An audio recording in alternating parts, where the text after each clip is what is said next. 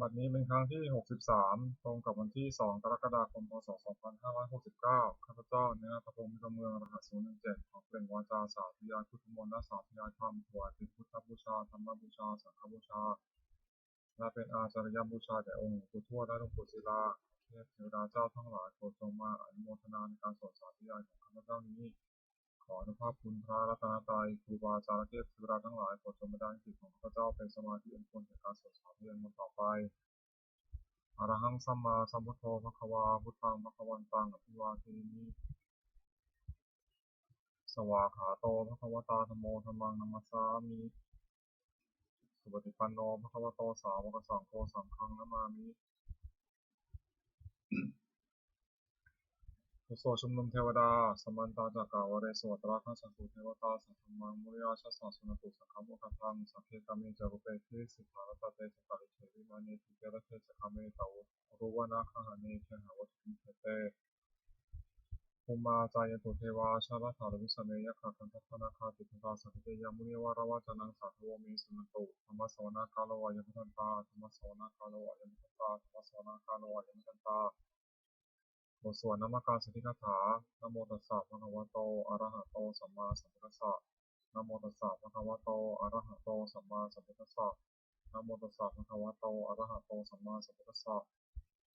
บทสวดสัจจกิริยาคาถานาทิเมสารนังอัญญังพุทโธเมสารนังวรังเอเตนะสัจจวเชนะสุติมิหิสัพพทา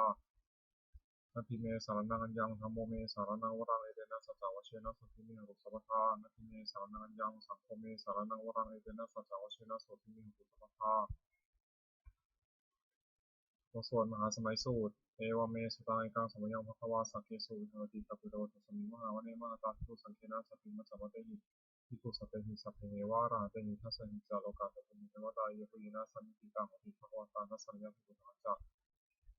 นาตโคจตุนังสุทาวาสกายิกานังเทวานังเอตัตโตเสยโคภควาสังเกสุวิหารติกัปปิโตทุสมิหาวเนมาตาภิกุสังเคนะสัพพิมัจจมัตเตหิพิกุสัพเพหิสัพเพเวาราเตหิทัสสหิจาโลกาตปุณิเทวตาเยปุยินาสันติตังอภิภควตังทัสสนยภิกุสังฆจายนะมิยมปิเยนะภควาเตปะสังฆามายมังปะสังฆมิตวาภควโตสันติเกปัจเจกคาถาภาษายมาติ อัตถโกตาเทวตาสายทามินามาพระวาปุริโสสมัจตังวาภามสารยปัสสายตังวาภามสมิเชยเอวเมวะสุทาวาเสสุเทเวสุวตาลิตาภควโตปุระโตปโตระหังสุอัตถโกตาเทวตาภควันตังอภิวาเทตวายกรรมตังอัตถังสุเอกรรมตังตาทิตาโขเอกาเทวตาภควโตสัญเจมุขตังอัปปสิมาสมโยปาวานะสมิเทวตายาสมังคตาคัตถะอิมังทวสมยังทิตายะวะปราชิตาสันติ อัตถโขปราเทวตาภะคะวะโตสันติเกยิมังคังอวสิตตาภะคะวะโตสมาทังสุจิตังอัตโนทุกขมังคังสุสาเทวะเนตานิทังหิตวะอินทยานิอหัตติปฏิตาติอัตถโขปราเทวตาภะคะวะโตสันติเกยิมังคังอภาสิเชโดทิลังเชโดอมริทังนิทังหิรังวหัตถเมชาเตจารติสัทธวิมลาสุติมตาสุตตาสุขุนคติอัตถโขปราเทวตาภะคะวะโตสันติเกยิมังคังอภาสิเยกิจิตุตังสรณังคตาเสนเตคมิสัตติยามายะพุปหายามนุสังเทเนภวะเนหังเทวะกายังปริปุเรสันติติ อัตถโกภควาภิกขุมันเตสียวินันทิเวทัสสะโสนกาตโตสุเทวตัสสะนิพิตาโหติตถาคตังทัสสะระยะภิกขุสังจักเดวิเตภิกเวสุปฏิกามัทนังอนันโตสัมมาสัพพทาเตสัพพิภควันตานังเอตปารมายวะเทวตาสันนิพิตาเหสุสัยทัพพิเมหิตาหิเดปิเตภิกเวพุสันติอนาคตามัทนังอนันโตสัมมาสัพพทาเตสัพพิภควันตานังเอตปารมายวะเทวตาสันนิพิตาภูมิสัตติสัยทัพพิเมหิตาหิ อาจิตสัมมิทิกเวเทวะกายนามานิกิตายิสัมมิทิกเวเทวะกายนามานิทิสัมมิทิกเวเทวะกายนามานิทางสุนัตถาสัพพกรรมนาสิกโรธาภาสิสัมมิติเอวัมเตติโกเตติโกภควะโตปัตตะโสภวายตะโวตะสิโลกามนุกัสสามิยะถาภุมาตัสสิตายิสิตาคิริคัพพลังปะหิตตาสมหิตาปุถุติหาวสันนินาโนมหังสาภิสัพพโนโอตาธรรมสัพพทาวิปัสสนามนาวิลาติโยปัสสิเตยตวามเนกปิตวัตเวตโตมิสัทธาสาวเทสัตเนนเต เทวกายามิกตาเตวิชานาถาภิโกเตจัตตวามะกโรสุตตวาพุทธศาสสนังเตสัมปะตุระหุยนาอมนุสานัสสนังอเปเกสตัมปะทิสาสังฆัสสะเรสตังเอเกสาสนามนุสานามนสงอเปเกนตัมปะทัคขุทิสาสภาวุตาหงสัตตสัพพามยาวะกิตวานัสสุมาตตวามิสัทธาสาวเกสัสเนเตเทวกายามิกตาเตวิชานาถาภิโกโยหังกิตายิสามิเพื่อนหินบุโส สัตตสหัสสาวิขาภูมากาวิลวัฏวัยทิมโตชุติมโตวันนวัฏวิสัสสิโนมทัมนาภิกรมภิกุลังสมิงกุลังชาสหัสสาหิมวัฏายขานังโตมิโนทิมโตชุติมโตวันนวัฏวิสัสสิโนมทัมนาภิกรมภิกุลังสมิงกุลังสัตตกิรติสหัสสายขานังโตนิโนทิมโตชุติมโตวันนวัฏวิสัสสิโนมทัมนาภิกรมภิกุลังสมิงกุลังอิจิเตโสรัสสหัสสายขานังโตนิโนทิมโตชุติมโตวันนวัฏวิสัสสิโนมทัมนาภิกรมภิกุลังสมิงกุลังเวสันมิตาปัจจสตายขานาตอนิโนยิมโตชิเตมโตวันนวันโตเอสัสสิโนมทามนาอิตังบุคุนังสมิงนังคุมพิโรราชาไคโกเอโกสันเวสนังคุมโยนังสัตตะสหัสสังยตนังมิยุตวสติคุมพิโรราชาไคโกโสภคาสมิงนังบริมันจักทิสังราชาทัพพะโตสัสสิกันธรรมนาธิปติมหาราชายสัสสิโสพุตตปิตาสาภาโวิธรรมนามหาภลายิมโตชิเตมโตวันนวันโตเอสัสสิโนโมธรรมนาอิตังบุคุนังสมิงนังอาคินันจัติสังราชาวุฒิโหตปาสัสติกุมารนาธิปติมหาราชายสัสสิโสพุตตปิตาสาภาโวิธรรมนามหาภลายิมโตชิเตมโตวันนวันโตเอสัสสิโนโมธรรมนาอิตังบุคุนังสมิงนัง ปัจฉิมตาทิสาราชารูปขอภาษาเสด็จนาธนาธิปติมหาราชาเอสัสสิโสพุทธบิดาสาภาวินทวานามหาภลายจิมโตชิริมโตวันนวโตเอสัสสิโนมัทวนาธิกรมปุณังสุริมนังอุตารัญจทิสาราชาคุเวโรตปาสุสริยคณาธิปติมหาราชาเอสัสสิโสพุทธบิดาสาภาวินทวานามหาภลายจิมโตชิริมโตวันนวโตเอสัสสิโนมัทวนาธิกรมปุณังสุริมนัง ปุริมาพิสังหตาลัทโถทักขินนาวุนทโกปัจฉิมินารูปโกคุเอโรตังพิสังตาโลเตมหาราชาสมันตาจุตุพิสังทัพพมนาทักโสเนกัปเจวัตเตเตสัมยาวิโนทัสสาคูจันตัสสามยาเตทุเวทุติภูจาวิมุตโตทะจันทโนกรรมเสโถจากคินุคนุนิพุทธาปานโทปมันเจจาเทวสุโตจมาเตริจิตัสโนจันทโพนโรอาชาชโนสโพอาคูปัจจสุโตเจวติมพโรโสยาวัชสาเอเตตันเนจาราชโนกันตภาสาราชุติมธรรมนาธิกรรมตุนังสุริโนนัง ตถาคูณภาษานาคาเวสาราสหัสสะกัมพระสวาคุปยคาสายทิยาวนาทัสสะสาจาอาคูณคายสัสสิโนราวันโนมานาโคสมคาสมิวนังเยนาคาราเชสหัสสาหติทิพัติชาปฏิวิสุทธัสสะโหหายสัพเพวนามัชรตาติตาสุปนาอิเติสนามังอภัยตถานาคาราชนวสิสุปนโตเขนมคาสุปโตสันหิวเตหิปวายตานาคาสุวนาสนนมคาสุทัง ชิตาวชิระหันเทนะสมุทังสุราจิตาภัตตารวาสาวเสติอิทิมโตเยสสิโนกาลกัจฉามัสมาสุราธนาเวทัสสาวิปัจจิติสุติติตาปหาราโทนมิทิตาตัตตะสตันตาภริปุตตานังสัพเพเวโรจนามกาสาริตวะปลิจนังปะหิตตามมะขมุสมุโยทันิทัตเตวิปุนังสมิงวนังอาโปเตเทวะปฐวิจาเตชวโยตถาคโมรุณาวุรุณาเทวะสมโมตะเยสัสสะมิตาคุณกายกาคุเทวะเยสัสสิโนทัสเสเตทัสสะกายสัพพินาโตนิโนอิทิมันโตชิติมันโตวันนามโตเยสัสสิโนมะธรรมนาภิกขวิปุนังสมิงวนัง เวนทูจะเทวาสหริจาสมาจะทุเยมาตนะโสมสัตเทวาตนะมคุบรุกิตาสุเวโสมสัตเทวาสุเวมคุบรุกิตานะขันเทตุระเทวาคุมทวะละหกาวสุนังวาโสเสโตสัพพะปุริยโตทัสเสตทัสสะกายสัพเพนะโตนิโนทิมโตชิติมโตวันโนโตอิสัสสิโนมทัมนาภิกขมภิกขุนังสิงวนังตถาภูสัมพุเทวาชลามิขิสิทาริวะอธิกาจโรทัตตะอุมาปุพานิตาสิโนวรุณาสหธรรมจาจุตาจันเนชกาสุเรยตุชิราคัวคัวสาวเนสิโนทัสเสตทัสสะกายสัพเพนะโตนิโนทิมโตชิติมโตวันโนโตอิสัสสิโนมทัมนาภิกขมภิกขุนังสิงวนัง สมานามะสมานามานุสามานุสุตมาจิตาวุตุสิกาภูวาภูมโนวุตุสิกาถาภูหายเทวายจาริตวาสิโนปาระคามหาปาระคาคุณิวายสัสสิโนทัสเสติทัสสะกายสัจนะตอนิโนจิมโตชิริมโตวันนวโตสัสสิโนมัทมนาภิกขุภิกขุนสุจิมนังสุกาการุมหารุณาอาคุยคณะสัจจะโอตาตะกัยหาปมุขาคุเทวาวิจักขณะสัทธรรมตาหารณสัมมิสกาจะเอสัสสิโนขณะยังอาคาปชุนโนยติสาพิวสติทัสเสติทัสสะกายสัจนะตอนิโนจิมโตชิริมโตวันนวโตสัสสิโนมัทมนาภิกขุภิกขุนสุจิมนัง เขมิยาตุเสตายามาคัตถาจายาสัสสิโนสัมพุทธกาลามาเสถาชุตินามาจาสวานิมานนารานิจวังโกสัมภุกตานิมิตาทัสเสเตทัสสะกายสัพพนาตานิโนอิทิมันโตชิเตมันโตวานาวันโตยสัสสิโนมัทธามานาสัมปุนังสมิงวนังสัตเทเตเทวานิกายาสัตเทนะโตนิโนนามันวะเยนะอาคันฉุงเยจันเยสัพพิสัสสหะปวุฒาตานิมิติรังอุปติยามนาสวังนักเขมุทัตรังนาคังจันทังวสิตาจังสุภามาปรามโตจักขุตาอิทิมันโตสาสนังคุโรติโสตาโสภคาสมิงวนัง สัสสะพระมาโลกานังมันพระมาพิเดติอุปปนโนสุติมโนมิสมังกายโยนิสัสสิโสทัสเสถาอิสระภูปเจกวะโสติโนเดสันตะมชนาคาหาริโตปฏิวัติโตเตจสัพเพวิกันเตเสตเทเวสัพพมะเกมรัชนาภิกามิปัสสะคณะสามัญญาขะคณะธรรมะทาราคินัมทัพพะโวสมันตาเปวะธรรมโอสิกะกุตินังอิติตถามาสิโนคะนะเสนังอเปสินิปันนาตระมหะจัสสระกะนวันเพระวังยะถาโมสโกเมโตทานายะโตสุชุโกตถาโสสุธรรมติสันตุโตสมโสเส ตัจจสัพพังเยยะวะคิตวานัตคุมาตะโตอามิสัทธาสาวเกสัสเนระเตมรัสนาภิกขณเตวิชนะตัพโวเต จาตปามะกรุงสุตตวาพุทธศาสนาวิจาระคิหิปะกมุนิสังมุนิเชตุสัพเพวิชิตาสังฆามาพุทธไตรสัสสิโนมุขติสังพุทธนิสาวกาเตชะเนสุตติบทสวดบูชาหลวงปู่ทวดนะโมโพธิสัตวะคันธิยะอิติภควานะโมโพธิสัตวะคันธิยะอิติภควานะโมโพธิสัตวะคันธิยะอิติภควา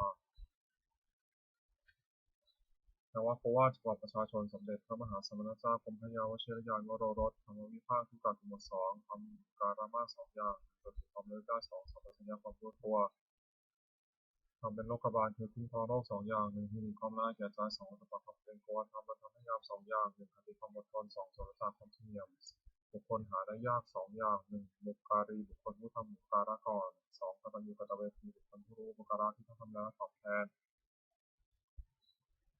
ที่กาคือหมวดสามรัตนะสามอย่างพระพุทธหนึ่งพระธรรมหนึ่งพระสงฆ์หนึ่งท่านผู้สอนให้ก่อชุมชนของผู้ชอบด้วยกายวาจาใจตามพระธรรมวินัยที่ท่านเรียกว่าพระพุทธศาสนาชื่อพระพุทธเจ้า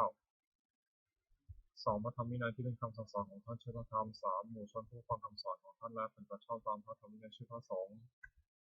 คุณของรัตนะสามอย่างพระพุทธเจ้ารู้ดีรู้ชอบด้วยพระองค์เองก่อนแล้วสอนผู้อื่นรู้ตามด้วยพระธรรมยังรักษาผู้ปฏิบัติให้ตกไปในที่ชั่วพระสงฆ์ปฏิบัติชอบตามคำสอนของพระพุทธเจ้าและสอนผู้อื่นที่กระทำตามด้วยอาการที่พระพุทธเจ้าทรงสั่งสอนสามอย่างหนึ่งทรงสั่งสอนเพื่อจะให้ผู้ฟังรู้ยิ่งเห็นจริงในธรรมที่คนรู้คนเห็นสองทรงสั่งสอนให้เห็นผู้ฟังอาจต้องตามเห็นจริงได้สามทรงสั่งสอนปฏิบัติตามคือผู้ปฏิบัติตามนั้นได้ประโยชน์โดยสมควรแก่ความปฏิบัติโอวาทของพระพุทธเจ้าสามอย่างหนึ่งเว้นจากทุจริตคือประพฤติชั่วด้วยกายวาจาใจสองประกอบสุจริตคือประพฤติชอบด้วยกายวาจาใจสามทำใจของตนที่หมดจดจากเครื่องสมุนไพรนิโรธผลเป็นต้นทุจริตสามอย่างหนึ่งประพฤติชั่วด้วยกายและกายทุจริตสองประพฤติชั่วด้วยวาจาและวจีทุจริตสามประพฤติชั่วด้วยกายและมโนทุจริตกายทุจริตสามอย่างฆ่าสัตว์หนึ่งละช่อหนึ่งประพฤติผิดในการหนึ่งวจีทุจริตสี่อย่างพูดเท็จหนึ่งพูดส่อเสียดหนึ่งพูดคำหยาบหนึ่งพูดเพ้อเจ้อหนึ่งมโนทุจริตสามอย่างโลภเป็นของเขาหนึ่งปฏิบัติมองได้เขาหนึ่งกิจจากของทำหนึ่งทุจริตสามอย่างนี้ทุจริตสามอย่างนี้เป็นกิจไม่ควรทำควรจะละเสียสุจริตสามอย่างหนึ่งประพฤติชอบด้วยกายและกายสุจริตสองประพฤติชอบด้วยวาจาและวจีสุจริตสามประพฤติชอบด้วยใจและมโนสุจริตกายสุจริตสามอย่างเว้นจากฆ่าสัตว์หนึ่งเว้นจากละช่อหนึ่งเว้นจากประพฤติผิดในกามหนึ่งวจีสุจริตสี่อย่างเว้นจากพูดเท็จหนึ่งเว้นจากพูดส่อเสียดหนึ่งเว้นจากพูดคำหยาบหนึ่งเว้นจากพูดเพ้อเจ้อหนึ่งมโนสุจริตสามอย่างไม่โลภในของเขาหนึ่งไม่ปฏิบัติตรงได้เขาหนึ่งชอบตามความทำหนึ่งสุจริตสามอย่างนี้ผิดควรทำควรประพฤติอกุศลมูลสามอย่างรากเหง้าของอกุศลเนี่ยอกุศลมูลมีสามอย่างคือโลภะอยากได้หนึ่งโทสะที่ประทุษร้ายเขาหนึ่งโมหะลงมือจริงหนึ่งเมื่ออกุศลมูลเหล่านี้โลภะโทสะโมหะก็มีอยู่แล้ว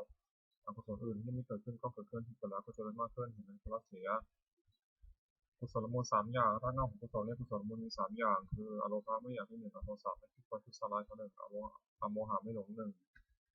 ถ้ากุศลมูลเหล่านี้อโลภะอโทสะอโมหะก็ดีอยู่แล้วกุศลอื่นที่ไม่เกิดขึ้นก็เกิดขึ้นที่เกิดแล้วก็เจริญมากขึ้นดังนั้นควรให้เกิดในสันดานสัพพิสัพบัญญัติข้อที่สัตตบุรุษตั้งไว้สามอย่างหนึ่งพาสละสิ่งของของตนเพื่อเป็นประโยชน์แก่ผู้อื่นสองขอประชาติถึงบวช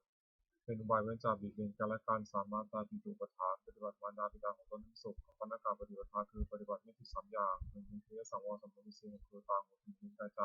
ไม่ให้ยืนดูร้ายในเวลาเห็นรูปฟังเสียงดนตรีมัตถุกรรมธรรมรู้ธรรมรมด้วยใจสองโภชเนมัตตัญญูตารู้จักประมาณในการกินอาหารแต่พอสมควรไม่มากไม่น้อยสามฌานคือยานิโยกประกอบความเพียรเพื่อจัดชำระใจให้หมดจดไม่เห็นแก่นอนมากนักบุญมีกริยาวัตถุสามอย่างสิ่งเป็นที่ตั้งแห่งการบำเพ็ญบุญด้วยบุญกริยาวัตถุโดยย่อมมีสามอย่างหนึ่งพานามัยบุญเสด็จด้วยการบริจาคทานสองศีลมัยบุญเสด็จด้วยการรักษาศีลสามภาวนามัยบุญเสด็จด้วยการเจริญภาวนาสามมรรคลักษณะสามอย่างลักษณะที่เสริมกันแก่สังขารทั้งปวงและสามมรรคลักษณะไตรลักษณ์เขาเรียกแจกเป็นสามอย่างหนึ่งอนิจจตาความเป็นของไม่เที่ยงสองทุกขตาความเป็นทุกข์สามอนัตตาความเป็นของไม่ใช่ตนทุกกะคือหมวดสี่วุฒิคือทำเป็นเครื่องเจริญสี่อย่างหนึ่งสัพพุริสังเสวะพบท่านผู้ประพฤติชอบด้วยกายวาจาใจที่เรียกว่าสัตตบุรุษสองสัทธรรมสวนะฟังคำสั่งสอนของท่านโดยเคารพสามโยนิโสมนสิการถือตองให้รู้จักสิ่งดีหรือชั่วโดยวัยที่ชอบสี่ธรรมานุธรรมะปฏิปติประพฤติธรรมสมควรแก่ธรรม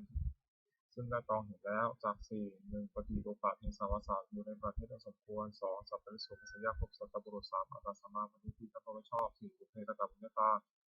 ความเป็นผู้ได้ทำความดีไว้ในปางก่อนทำสี่อย่างนี้ดูล้อลดนำสู่ความเจริญอคติสี่หนึ่งลำเอียงเพราะรักให้การได้ฉันทากติสองลำเอียงเพราะไม่ชอบการเรียกโทสะคติสามลำเอียงเพราะเขาเรียกโมหะคติสี่ลำเอียงเพราะโกรธเรียกพยาคติอคติสี่การนี้ไม่ควรประพฤติ อันตรายของภิกษุสามเณรผู้บวชใหม่4อย่าง1อดทนต่อคำสอนไม่ได้คือเบื่อต่อคำสั่งสอนขี้เกียจทำตาม2เป็นคนเห็นแก่ปากแก่ท้องเป็นคนบางอย่างไม่ได้3เพลิดเพลินในกรรมคุณที่อยากได้สูงยิ่งขึ้นไป4รักผู้หญิงภิกษุ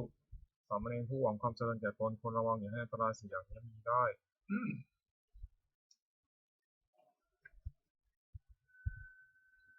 ประทานคือความเพียร4อย่าง1สังวรประทานคือเพียรระวั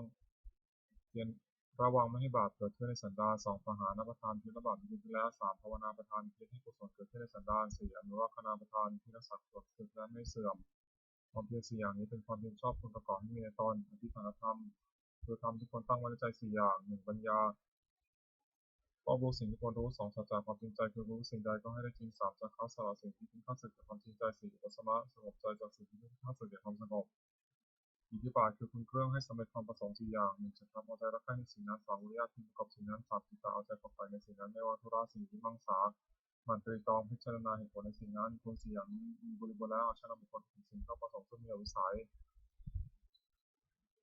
ควรทำความไม่ประมาทในที่4สถาน1ในการละกายทุจริตประพฤติกายสุจริต2ในการละวจีทุจริตประพฤติวจีสุจริต3ในการละมโนทุจริตประพฤติมโนสุจริต4ในการละความผิดทางความไม่ถูก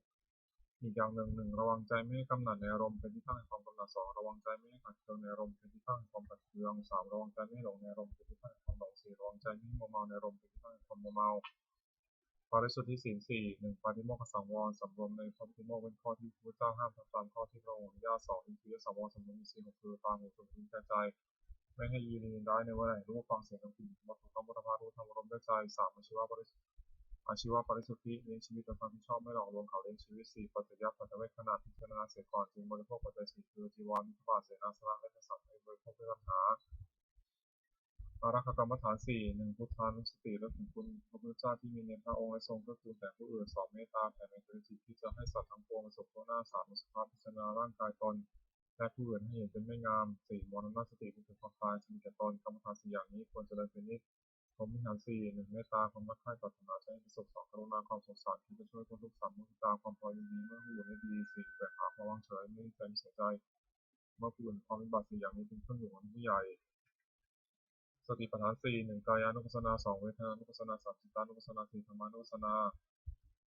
สติกำหนดพิจารณากายเป็นอารมณ์ว่ากายนี้สังวรกายไม่ใช่สัตว์บุคคลตัวตนเราเขาเรียกกายานุปัสสนาสติกำหนดพิจารณาเวทนาคือสุขทุกข์ไม่ทุกข์สุขเป็นอารมณ์ว่าเวทนานี้ก็สังวรเวทนาไม่ใช่สัตว์บุคคลตัวตนเราเขาเรียก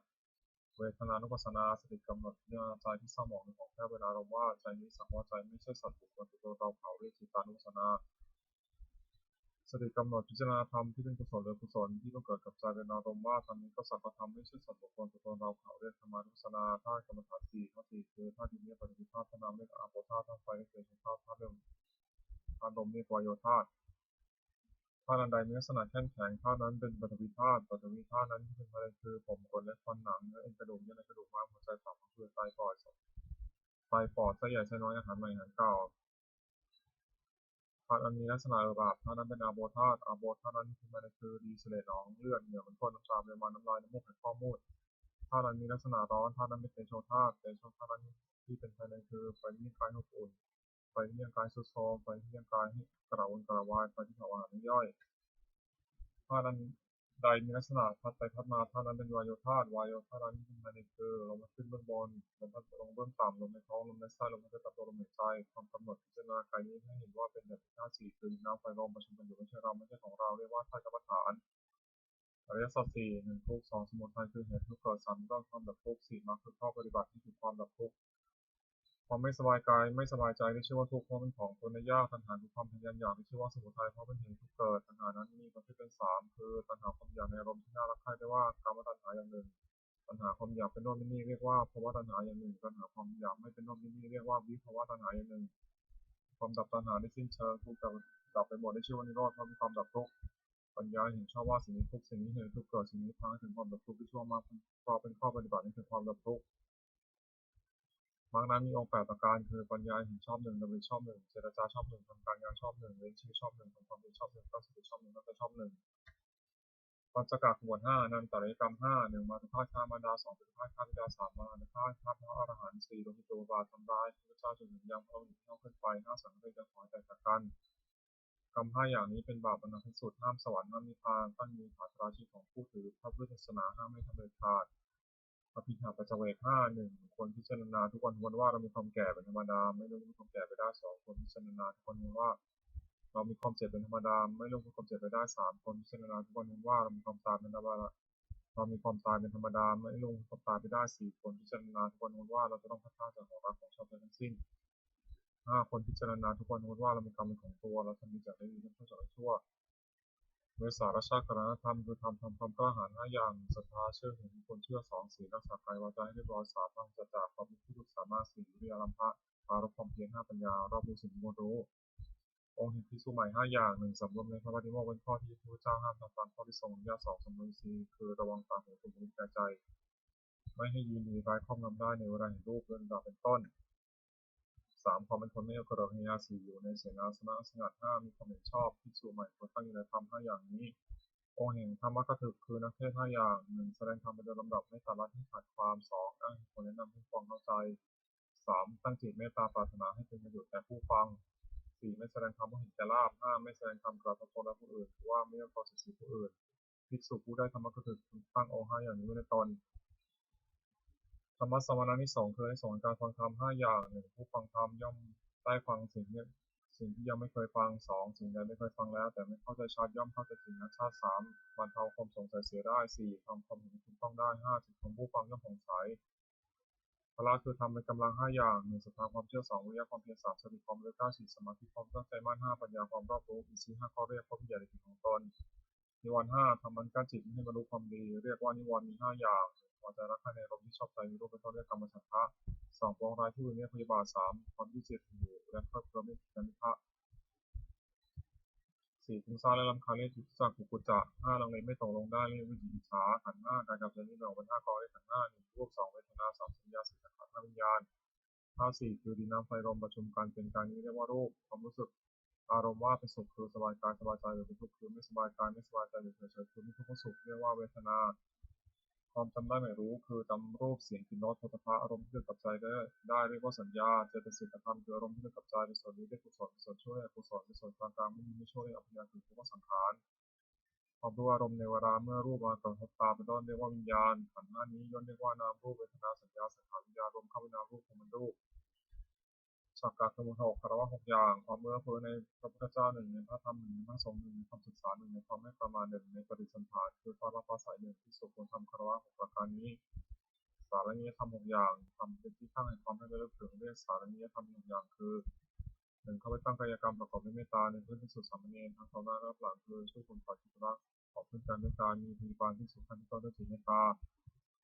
2เขาไปตั้งวจีกรรมประกอบด้วยเมตตา1เพื่อที่สุดสามเณรทั้งต่อหน้าและหลังคือช่วยคนฝ่ายในกิจวัตรเพื่อการด้วยวาจาเช่นกล่าวสั่งสอนเป็นต้นด้วยจิตเมตตา3เขาไปตั้งมโนกรรมประกอบด้วยเมตตาในเพื่อนที่สุดสามเณรทั้งต่อหน้าและหลังคือคิดแต่สิ่งที่เป็นประโยชน์แก่เพื่อนกัน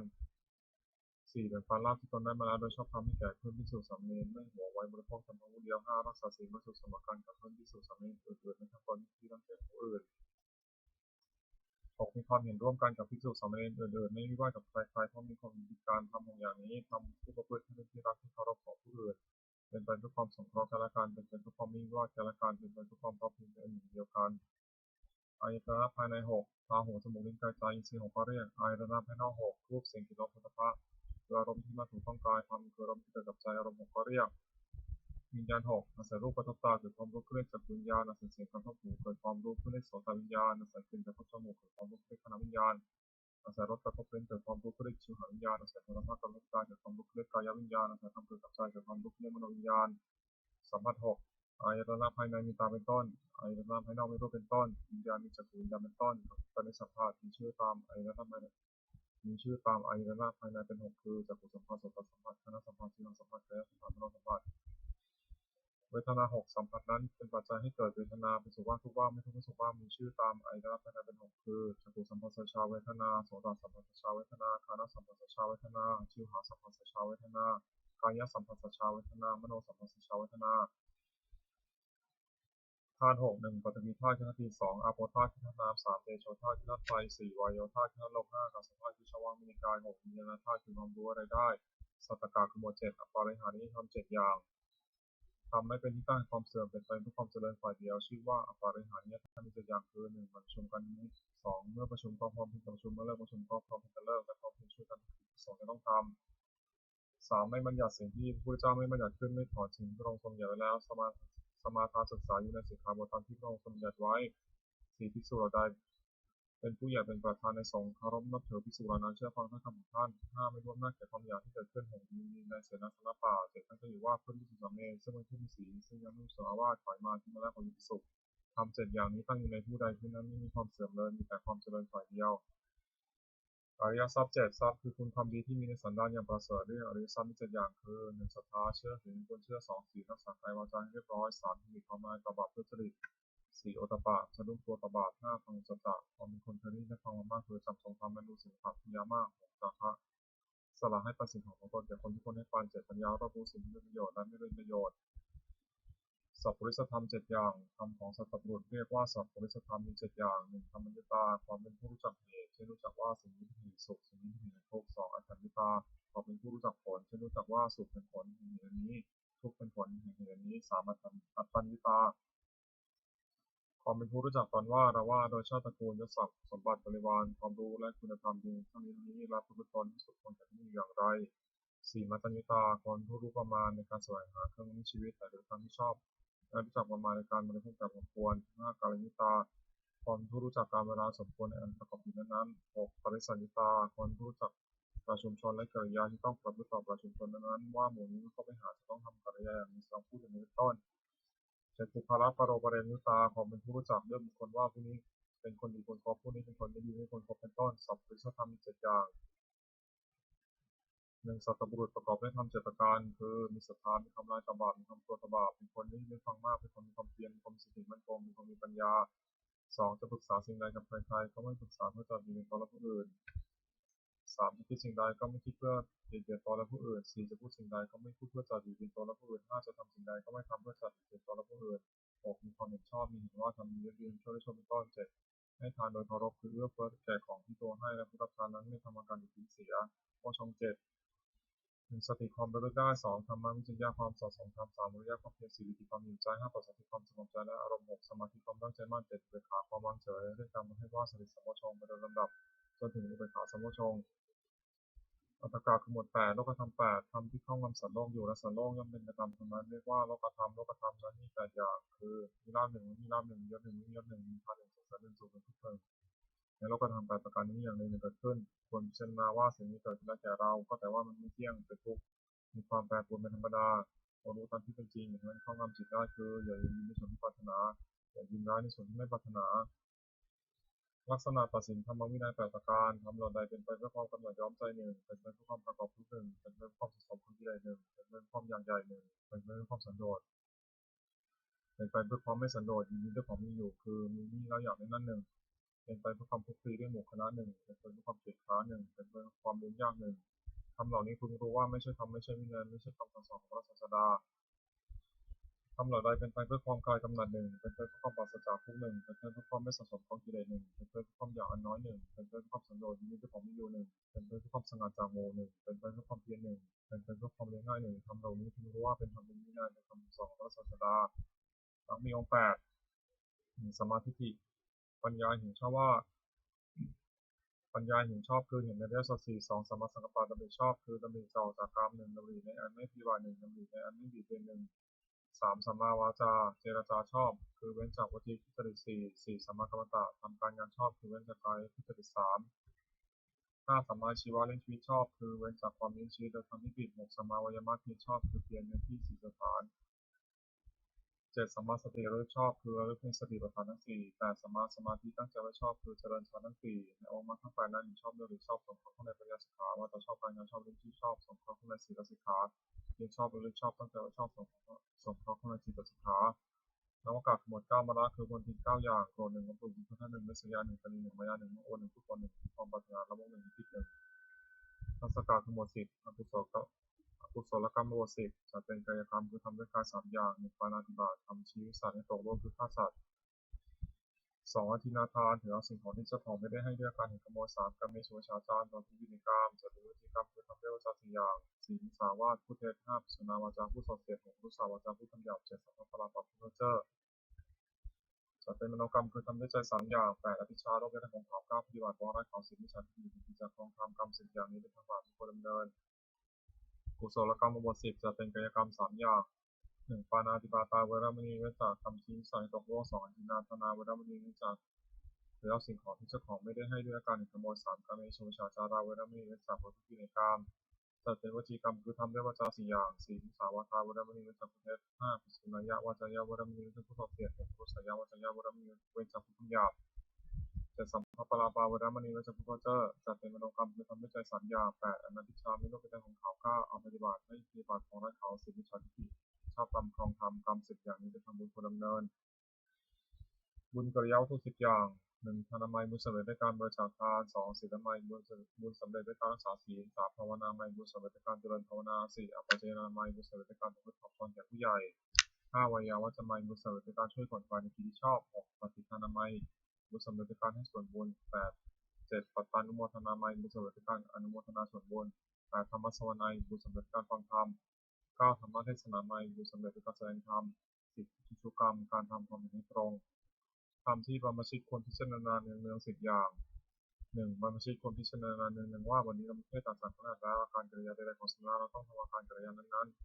ๆ 2. บรรพชิตควรพิจารณาเนืองๆว่าความมีชีวิตของเราเนื่องด้วยผู้อื่นเราควรทำตัวให้เขาเลี้ยงง่าย 3. บรรพชิตควรพิจารณาเนืองๆว่าอาการกายวาจาอื่นที่เราจะต้องทำให้ดีขึ้นไปกว่านี้ยังมีอยู่ไม่ใช่เพียงเท่านี้ 4. บรรพชิตควรพิจารณาเนืองๆว่าตัวของเราเองผิดตัวของเราเองโดยศีลได้หรือไม่ 5. บรรพชิตควรพิจารณาเนืองๆว่าผู้ให้ควรแล้วเห็นเราโดยศีลได้หรือไม่ 6. บรรพชิตควรพิจารณาเนืองๆว่า เราจะต้องพัดพรากจากของรักของชอบใจทั้งนั้น 7. บรรพชิตควรพิจารณาเนืองๆว่าเรามีกรรมเป็นของตัวเราทำดีจากได้ดีทำชั่วจากได้ชั่ว 8. บรรพชิตควรพิจารณาเนืองๆว่ามันคือล่วงไปล่วงไปแบบนี้เราทำอะไรอยู่ 9. บรรพชิตควรพิจารณาเนืองๆว่าเรายินดีที่สงัดหรือไม่ 10. บรรพชิตควรพิจารณาเนืองๆว่าคุณวิเศษของเราอยู่หรือไม่ที่จะให้เราเป็นผู้ไม่เก้อเขินในเวลาขึ้นบรรพชิตฐานในการภายหลังนาถกรณธรรมคือทำที่เครื่อง10 อย่าง 1. ศีลรักษากายวาจาให้เรียบร้อย 2. พหุสัจจะความเป็นผู้ได้สดับฟังมาก 3. กัลยาณมิตรตาความเป็นผู้มีเพื่อนดีงาม 4. สวัสดิสตาความเป็นผู้ง่ายสอนง่าย 5. กินกรณียสุทัคตาความขยันเอาใจใส่ในกิจธุระของพระภิกษุสามเณร 6. ธรรมะกรรมตาความใคร่ในธรรมที่ชอบ 7. วิริยะมีวิจารณ์ความชั่วเป็นความดี 8. สันโดษมีด้วยข้อนุ่งผ้าห่มอาหารที่นอนที่นั่งและยาทำมีทำได้ 9. สติทำการที่จะทำและคำที่พูดแล้วแม้นานได้ 10. ปัญญาเราพูดต้องศึกษาตามจริงอย่างไรคาถาวัตถุคือถ้อยคำที่ควรพูด10 อย่าง 1. อภิชาคาถาถ้อยคำเช่นนั้นมีความปรารถนาน้อย 2. สัตตุติคาถาถ้อยคำเช่นนั้นให้สันโดษมีด้วยปัจจัยการมีกันได้ 3. ปวิเวกคาถาถ้อยคำเช่นนั้นให้สงัดการสงัดใจ 3. อสังสักขคาถาถ้อยคำเช่นนั้นให้แนะนำคนด้วยหมู่ 5. วิริยารัมภคาถาถ้อยคำเช่นนั้นให้ปรารภความเพียร 6. ศีลคาถาถ้อยคำเช่นนั้นให้ตั้งอยู่ในศีล 7. สมาธิคาถาถ้อยคำเช่นนั้นให้ทำใจสงบ 8. ปัญญาคาถาถ้อยคำเช่นนั้นให้เกิดปัญญา 9. วิมุตติคาถาถ้อยคำเช่นนั้นให้ทำใจให้พ้นจากกิเลส 10. วิมุตติญาณทัศนคาถาถ้อยคำเช่นนั้นให้เกิดความรู้ความเห็นในความเข้าใจพ้นจากกิเลสอนุสติคืออารมณ์โคตรลึก10 ประการ 1. พุทธานุสติเรื่องถึงคุณของพระเจ้า 2. ธรรมานุสติเรื่องถึงคุณของพระธรรม 3. สังฆานุสติเรื่องถึงคุณของพระสงฆ์ 4. ศีลานุสติเรื่องถึงศีลของตน 5. จาคานุสติเรื่องถึงทานที่ตนบริจาคแล้ว 6. เทวตานุสติเรื่องถึงคุณที่ทำให้บุคคลเป็นเทวดา 7. มรณสติเรื่องถึงความตายที่จะมาถึงตน 8. กายคตาสติเรื่องทั่วไปในกายให้เห็นว่าไม่งามน่าเกลียดโสโครก 9. อานาปานสติตั้งสติกำหนดลมหายใจเข้าออก 10. อุปสมานุสติเรื่องถึงคุณพระนิพพานซึ่งเป็นที่ระงับกิเลสและกองทุกข์ปัจจินกะคือหมวดกิเลสอุปกิเลสคือโทษเครื่องเศร้าหมอง16 อย่าง 1. อภิชาวิสมาโลภะละโมบไม่สม่ำเสมอคือความเพ่งเล็ง 2. โทสะร้ายกาจ 3. โทสะโกรธ 4. วานาหะผูกโกรธไว้ 5. มัคคะลบหลู่คุณท่าน 6. ปราศาติเสมอคือยกตัวเทียมท่าน 7. อิสาริษยาคือเห็นเขาได้ดีที่อยู่ไม่ได้ 8. วัชริยะตนี 9. มายามันยาคือเจ้าเล่ห์ 10. สัตยะโอ้อวด 11. ธรรมะหัวดื้อ 12. สารพัดแข่งดี 13. มานะถือตัว 14. อธิมานะดุริน 15. มัทธมุมัง 16. สมาทะละเลิศโพธิปักขิยธรรม31 ประการสติปัฏฐาน 4. สัมมาปัฏฐาน 4. อิทธิบาท 4. อินทรีย์ 5. พละ 5. โพชฌงค์ 7. มรรคมีองค์ 8. ทิฏฐิปฏิปัติจตุกะ รรมกิเลสคือกรรมเครื่องสมอง4อย่าง1ปาณาติบาตทำชีวิตสัตว์ตกโลก2อธินาทานถือเอาสิ่งของเจ้าของไม่ได้ให้ด้วยกันขโมย3กรรมเมสุมิจฉาจารประพฤติผิดในกาม4มุสาวาทพูดเท็จทำ4อย่างนี้นักปราชญ์ไม่สรรเสริญเลยอบายมุขเครื่องเหตุเครื่องชิบหาย4อย่าง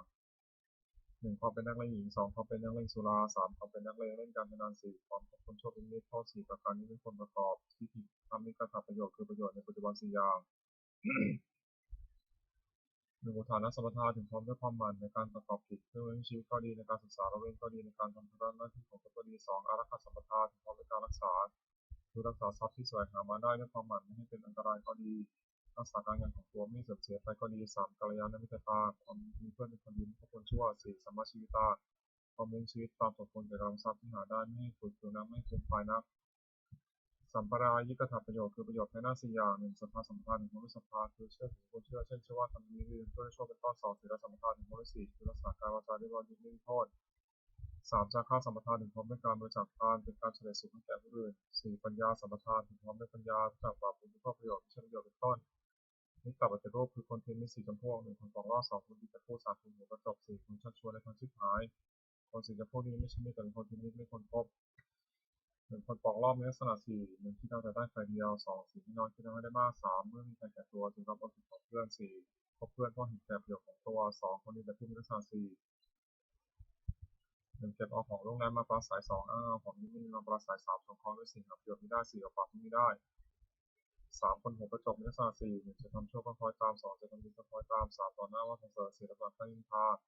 4คนชักชวนในทางที่ผ่านมีลักษณะ4 1ชักชวนดื่มน้ำเมา2ชักชวนเที่ยวกลางคืน3ชักชวนให้มัวเมาในการเล่น4ชักชวนในการพนันมิตรแท้4จำพวก1มิตรมีอุปการะ2มิตรต้องสุขคนทุกข์3มิตรได้ประโยชน์4มิตรมีความรักใคร่มิตร4จำพวกนี้เป็นมิตรแท้คนคบ1มิตรมีอุปการะมีลักษณะ4 1ป้องกันเพื่อนผู้ประมาทแล้ว2ป้องกันทรัพย์สมบัติของเพื่อนผู้ประมาทแล้ว3เมื่อมีภัยเป็นที่พึ่งพิงได้4เมื่อมีธุระช่วยออกทรัพย์ให้เกิดผลให้ออกปาก2มีร่วมสุขร่วมทุกข์มีลักษณะ4 1ขยายความลับของตนแก่เพื่อน2ปิดความลับของเพื่อนไม่แพร่งพราย3ไม่ละทิ้งเงาวิบัติ4แม้ชีวิตก็สละแทนได้3มีแง่ประโยชน์มีลักษณะ4 1ห้ามไม่ทำความชั่ว2ให้ตั้งแนะนำให้ตั้งอยู่ในความดี3ให้ฟังเสียงนี้ไปฟัง4บอกทางสวรรค์ให้4มิตรมีความรักใคร่มีลักษณะ4 1ที่ด้วย2สุขเพื่อ3โต้เถียงคนอื่นที่ติเป็นเพื่อน3ประคองคนที่ผู้สรรเสริญเพื่อนสังหาวัตถุ4อย่าง 1,000 ให้ปันสิ่งของตนแก่ผู้อื่นที่ควรให้ปัน2ปิยวาจาเจรจาวาจาที่อ่อนหวาน3อัตถจริยาประพฤติสิ่งที่เป็นประโยชน์แก่ผู้อื่น4สมานะนัตตาความเป็นคนมีคนเสมอไม่ถือตัวคุณทั้ง4อย่างนี้เป็นเครื่องยึดเหนี่ยวใจของผู้อื่นไม่ได้สุขของข้าราช4อย่าง1สุขเกิดแต่ความมีทรัพย์2สุขเกิดแต่การจ่ายทรัพย์บริโภค3สุขเกิดแต่ความไม่ต้องเป็นหนี้4สุขเกิดแต่ประกอบการงานที่ปราศจากโทษความปรารถนาของบุคคลในโลกที่สมหมายด้วยยาก4อย่าง1ขอสมบัติจงเกิดมีแก่เราโดยทางที่ชอบ2ขอยศจงเกิดมีแก่เรากับญาติพวกพ้อง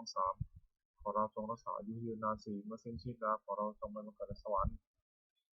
ทำเป็นเหตุให้สมหมายมีอยู่4อย่าง1ศรัทธาสัมปทาน1พร้อมด้วยศรัทธา2ศีลสัมปทาน1พร้อมด้วยศีล3จาคะสัมปทาน1พร้อมด้วยบริจาคทาน4ปัญญาสัมปทาน1พร้อมด้วยปัญญาตระกูลนั้นมั่งคั่งจะตั้งอยู่นานไม่ได้เพราะสถาน4 1ไม่แสวงหาพัสดุที่หายแล้ว2ไม่บุญนาพัสดุที่ค้ำค่า3ไม่จับประมาณในการบริโภคสมบัติ4ตั้งสติเป็นรู้ศีลให้เป็นแม่เดือนพ่อเรือนผู้หวังจะดำรงตระกูลคนเป็นสถานสิประการที่เสีย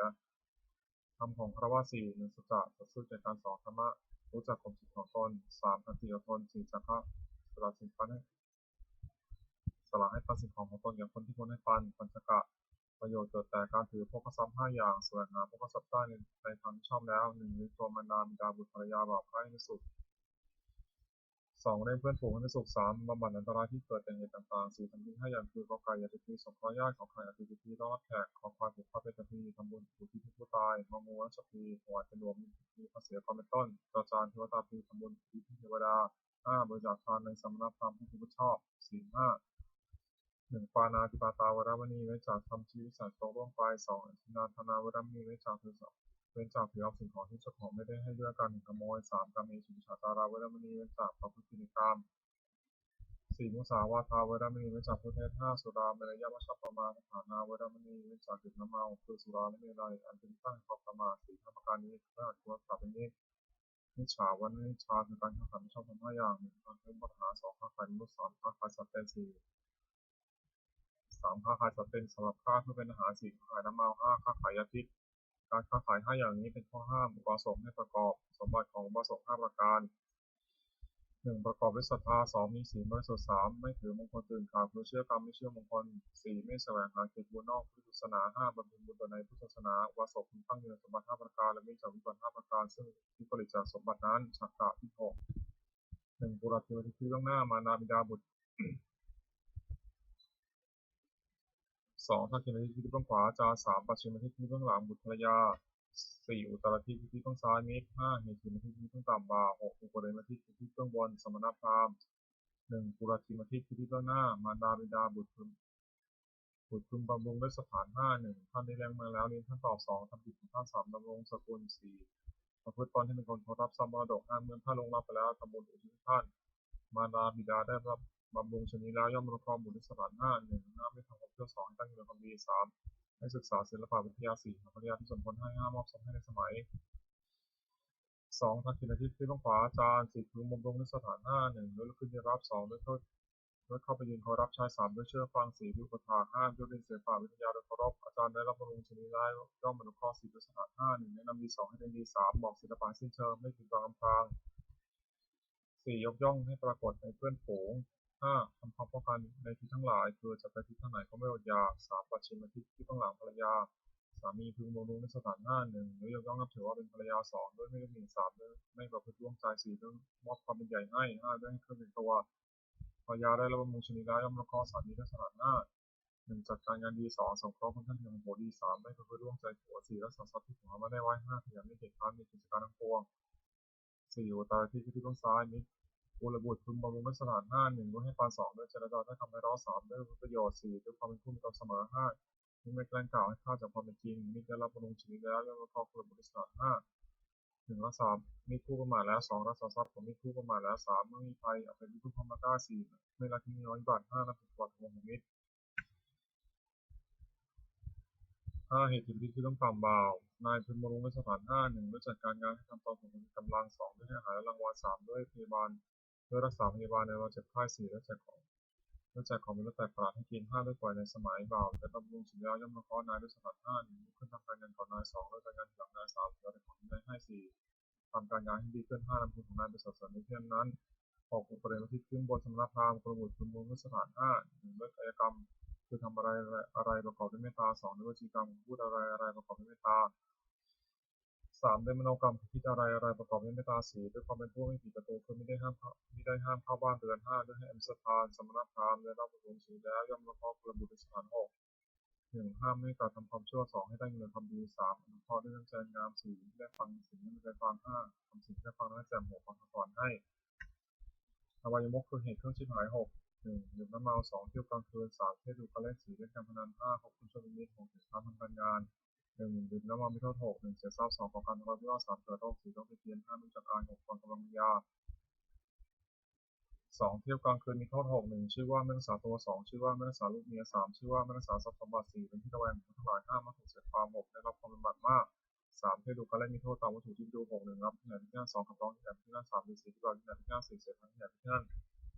5. เพลงที่ไหนที่นั่น 6. เธอที่ไหนที่นั่น 4. เล่นการพนันมีโทษ 6. 1. เมื่อชนะย่อมก่อเวร 2. เมื่อแพ้ย่อมเสียได้ทรัพย์ที่เสียไป 3. ทรัพย์ย่อมชิบหาย 4. ไม่มีใครช่วยถือว่าทำ 5. เป็นที่ 1 ประมาณของเพื่อน 6. ไม่มีใครประสงค์จะแต่งงานด้วย 5. คบคนชั่วเป็นมีโทษตามบุคคลที่คบ 6. 1. นำให้เป็นนักเลงการพนัน 2. นำให้เป็นนักชู้ 3. นำให้เป็นนักเลงเหล้า 4. นำให้เป็นคนลวงเขาด้วยของปลอม 5. นำให้เป็นคนลวงเขาซึ่งหน้า 6. นำให้เป็นคนหัวไม้ 6. เหตุการณ์ทำการงานมีโทษ 6. 1. มาให้ว่าหนาวนะเขาไม่ทำการงาน 2. มาให้ว่าร้อนนะเขาไม่ทำการงาน 3. มาให้ว่าเวลาเย็นแล้วไม่ทำการงาน 4. มาให้ว่ายังเช้าอยู่แล้วไม่ทำการงาน 5. มาให้ว่าหิวน้ำเขาไม่ทำการงาน 6. มาให้ว่ากระหายน้ำเขาไม่ทำการงานผู้หวังความเจริญด้วยโภคทรัพย์ที่มุ่งให้เครื่องชิบหาย 6. ประการนี้เสียปฏิทานคาถายาเทวตาสันติวิหาราวาสนิเวทะเลพระทิทะเลเป็นชาธรรมะธนินาพระวัตถุปุชตาสติโกรนิทาวิหารามิทะเลเทราชมชานวกาธนิโทสารามิกาธนปีวสกาคามาจติสานิธรรมทิสราสัพพะพุทธาสุติดามุตุเตชราผู้ชายยิติจาทัสัมภวาสังเสนิคตาทโวปปาริการยานิการทโวรังปฏิเตสัพเพติปัตตะกโรตุสัพยังปตุจิตังสัตตังธรรมธรรมราสัพพุคราสังโฆตุสมะควะอัตถยะเจหิรายะตะอัมเหระคตุสัมโมสติธรรมะจาริโนวุติสัพ พุทธิงสัพพะปุญญามะธรรมเมอริยสัจวิธิเตปสันนาโหตุเอปิปานิโนพุทธศาสเนสัมมาทรังภวชันโตกาเลเทโวโคสตุพุทธิภวยสัตตังสมิทังอินตุเหิมาตาปิยาตัอัตตาชังนิจังรักขันติพุตตะกังเอวังธรรมิยาราชโนปชังรักขุสัพพะ